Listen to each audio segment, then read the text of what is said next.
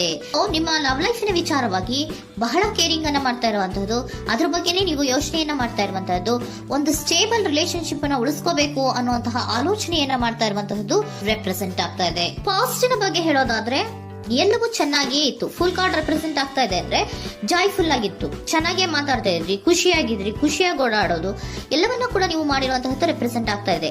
ಆದ್ರೆ ನೀವು ಯಾವಾಗ ಸೀರಿಯಸ್ ಆಗಿ ಕಮಿಟ್ಮೆಂಟ್ ಅನ್ನ ಕೇಳೋದಕ್ಕೆ ಶುರು ಮಾಡ್ತಿರೋ, ಅಥವಾ ನೀವ್ ಯಾವಾಗ ಸ್ವಲ್ಪ ಚೇಂಜಸ್ ಗಳನ್ನ ಮಾಡ್ಕೋ ಅಂತ ಹೇಳೋದಕ್ಕೆ ಶುರು ಮಾಡ್ತಿರೋ, ಅಥವಾ ನೀವು ಸ್ಪಷ್ಟವಾಗಿ ನಿಮ್ಮ ಲವ್ ಲೈಫಿನ ವಿಚಾರವಾಗಿ ಹೀಗೆ ಇರ್ಬೇಕು ಅಂತ ಯಾವಾಗ ಒಂದು ಗಡಿಗಳನ್ನ ಹಾಕೋಕೆ ಶುರು ಮಾಡ್ತಿರೋ, ಆಗ ನಿಮ್ಮ ಲವ್ ಲೈಫಿನ ವಿಚಾರದಲ್ಲಿ ಫೀಲಿಂಗ್ಗಳು ಲೆಫ್ಟ್ ಔಟ್ ಆಗುವಂತ ಸಾಧ್ಯತೆಗಳು ಇದ್ದಿರುವಂತಹದ್ದು ನಿಮ್ಮ ಪಾಸ್ಟಿನಲ್ಲಿ ರೆಪ್ರೆಸೆಂಟ್ ಆಗ್ತದೆ.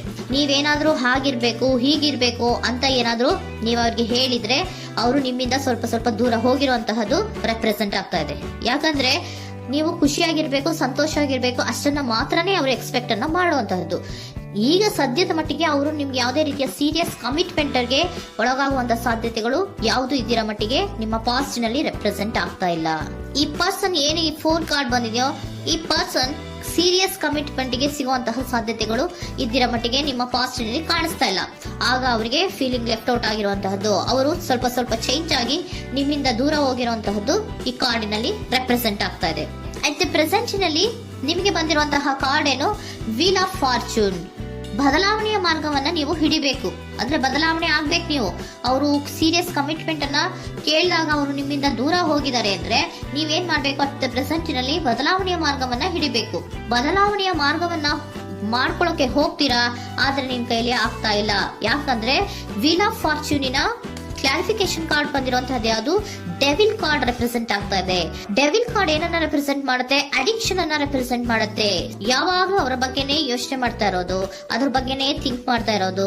ಸ್ವಲ್ಪ ಬದಲಾವಣೆ ಮಾಡ್ಕೊಳಕ್ ಹೋಗ್ತೀರಾ, ಮತ್ತೆ ಪುನಃ ವಾಪಸ್ ಹಿಂದಕ್ಕೆ ಬರ್ತೀರಾ, ಮತ್ತೆ ಆಲೋಚನೆಯನ್ನ ಮಾಡಕ್ಕೆ ಶುರು ಮಾಡ್ತೀರಾ. ಆ ಕಾರಣವಾಗಿಯೇ ನಿಮ್ಗೆ ನೋವುಗಳು ಆಗ್ತಾ ಇರುವಂತದ್ದು ಅಟ್ ಪ್ರೆಸೆಂಟ್ ನಲ್ಲೂ.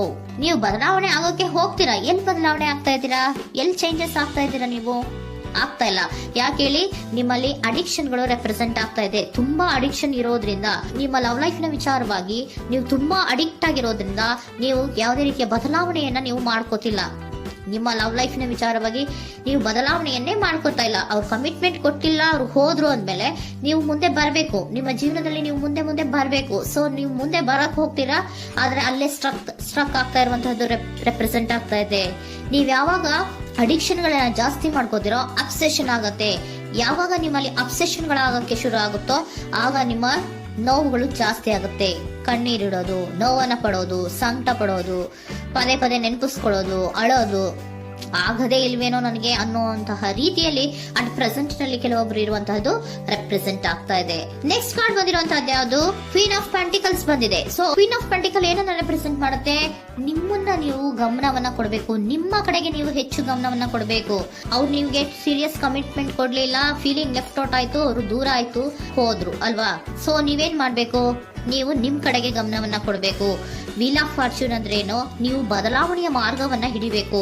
ಬದಲಾವಣೆಯ ಮಾರ್ಗವನ್ನ ಮಾಡ್ಕೊಳ್ಳೋದಕ್ಕೆ ಹೋದ್ರೂ ಕೂಡ ಮತ್ತೆ ವಾಪಸ್ ಹಿಂದೆ ಬರೋದು, ಮತ್ತೆ ಅಡಿಕ್ಷನ್ ಆಗೋದು, ಮತ್ತೆ ನೆನಪಿಸ್ಕೊಳ್ಳುವಂತಹದ್ದು, ಮತ್ತೆ ನೋವನ್ನ ಪಡುವಂತಹದ್ದು ನಿಮ್ಮಲ್ಲಿ ರೆಪ್ರೆಸೆಂಟ್ ಆಗ್ತಾ ಇದೆ. ನೀವು ಈ ಅಡಿಕ್ಷನ್ ಗಳಿಂದ ನೀವು ಆಚೆ ಬರಬೇಕು ಅಂದ್ರೆ ನಿಮ್ಮನ್ನ ನೀವು ಬ್ಯುಸಿಯಾಗಿ ಇಟ್ಕೋಬೇಕು. ಟೈಮ್ ಇದ್ರೂ ಕೂಡ ಮತ್ತೆ ಪುನಃ ಹಿಂದೆ ಬಂದು ನೀವು ಆಲೋಚನೆ ಮಾಡುವಂತಹ ಸಾಧ್ಯತೆಗಳು ಇದೆ. ಅದಕ್ಕೆ ನೀವು ಅಟ್ ಪ್ರೆಸೆಂಟ್ ನಲ್ಲಿ ನೀವು ಆ ಫೀಲಿಂಗ್ ಇಂದ, ಈ ನೋವಿನಿಂದ ನೀವು ಆಚೆ ಬರ್ಬೇಕಂದ್ರೆ ನೀವೇನ್ ಮಾಡ್ಬೇಕು, ಸ್ವಲ್ಪ ಏನಾದ್ರೂ ಬ್ಯುಸಿ ಆಗ್ಬೇಕು, ಕೆಲಸಗಳನ್ನ ಮಾಡೋದಕ್ಕೆ ಶುರು ಮಾಡ್ಬೇಕು. ನಿಮಗೆ ಗೊತ್ತಿರುವಂತಹ ಯಾವ ಕೆಲಸವಾದ್ರೂ ಸರಿ, ನೀವು ಸ್ವಲ್ಪ ಬ್ಯುಸಿ ಆಗಿರೋದಕ್ಕೆ ಪ್ರಯತ್ನವನ್ನ ಮಾಡ್ತಾ ಇರುವಂತಹದ್ದು, ಮಾಡುವಂತಹದ್ದು ರೆಪ್ರೆಸೆಂಟ್ ಆಗ್ತಾ ಇದೆ. ಕೆಲವೊಬ್ರು ಮಾಡ್ತಾ ಇದ್ದೀರಾ, ಕೆಲವೊಬ್ರು ಮಾಡುವ ಕಡೆಗೆ ಆಲೋಚನೆಯನ್ನ ಮಾಡ್ತಾ ಇರುವಂತಹದ್ದು ಅಟ್ ಪ್ರೆಸೆಂಟ್ ನಲ್ಲಿ ರೆಪ್ರೆಸೆಂಟ್ ಆಗ್ತಾ ಇದೆ.